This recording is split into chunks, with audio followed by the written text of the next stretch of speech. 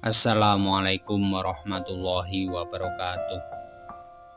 Kerajaan Demak adalah kerajaan Islam Jawa yang berdiri pada perempatan akhir pada abad ke-15 di Demak. Demak sebelumnya merupakan kadipaten yang tunduk pada Majapahit yang telah melemah saat itu untuk beberapa tahun sebelum melepaskan diri. Nah, berikut ini kisah Raden Fatah menjadi pendiri Kesultanan Demak. Saksikan setelah yang satu ini. Namun sebelum itu, klik subscribe dan gambar lonceng untuk mengetahui video-video menarik berikutnya. Like dan share ke semua media sosial yang kalian punya.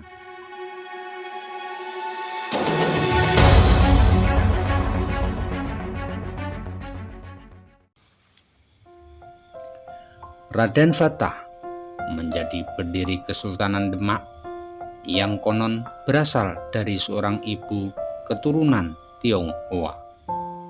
Memiliki nama kecil Pangeran Jimbun.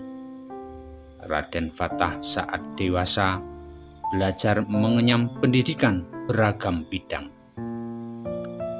Salah satu yang menjadi fokus pembelajaran Raden Fatah yakni pendidikan politik dan kebangsawanan. Ia juga belajar agama di Ampel Dinta, pondok pesantren yang didirikan Sunan Ampel.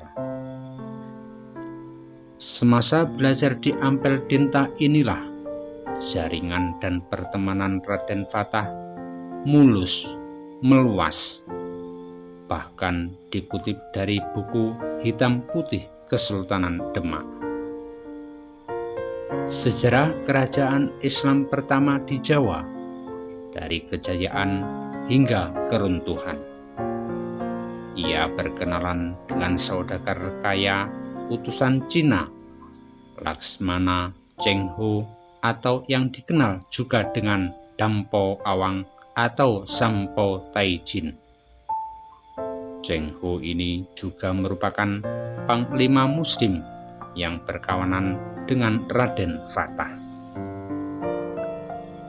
Semasa di Ampel Dinta, ia belajar agama Islam dengan beberapa pemuda lainnya, seperti Raden Taku yang kelak menjadi Sunan Giri, Mahdum Ibrahim yang kelak menjadi Sunan Bonang, dan Raden Qasim atau Sunan Derajat. Setelah dianggap lulus, Raden Fatah dipercaya menjadi ulama dan membuat permukiman di Bintara. Ia lantas diiringi oleh Sunan Palembang dan Arya Dilah dengan 200 tentaranya.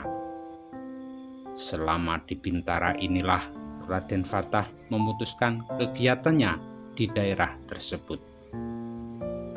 Beberapa kajian keagamaan juga dilaksanakan di lokasi tersebut, hingga akhirnya Raden Fatah mendirikan pondok pesantren.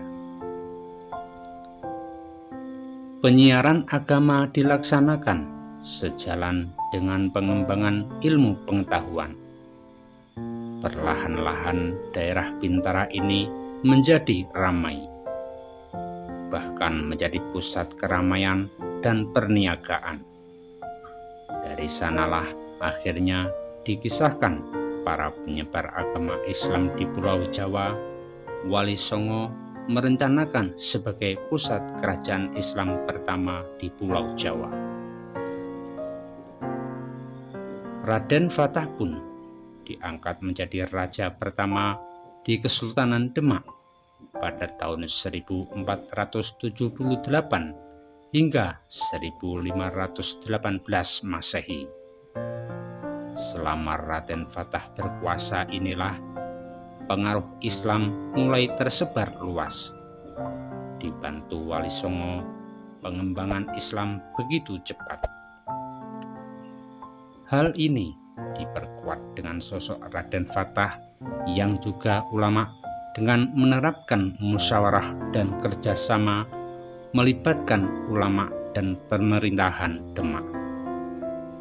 Keberhasilan Raden Fatah dalam memperluas wilayah kekuasaan Demak dapat dilihat dari penaklukan Girindra Wardana saat menjadi raja di Majapahit pada tahun 1478 Masehi.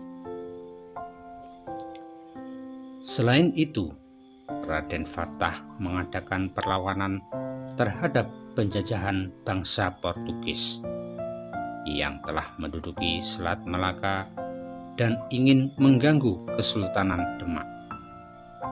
Ia mengutus para pasukan di bawah pimpinan putranya Pati Unus atau Adipati Yunus yang juga disebut Pangeran Seberang Lor menyerang Portugis, meski akhirnya gagal.